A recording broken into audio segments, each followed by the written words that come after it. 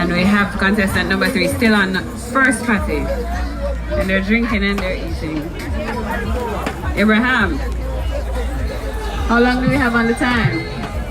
1 minute and 10 seconds have gone. Who is going to take it? This is the first round of our Grace Patty eating contest. The winner of this round goes on to the finals on the main stage at 6:45 to vie for a chance to win $500 US. And Abraham is killing it right now. Abraham is on his 3rd patty. But contestant number 2 is not letting him get away. It's a race, it's a race, it's a race. What are you saying? How many? 36 seconds left on the clock, guys. 36 seconds left on the clock. This one is gonna be tight. This one is going to be tight. So it's who eats first, and your mouth has to be clean. What's the time?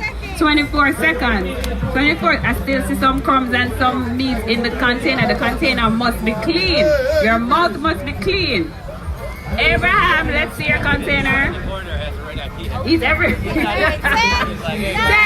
9, 8, 7, 6, 5, 4, 3, 2, 1. And our winner is Abraham.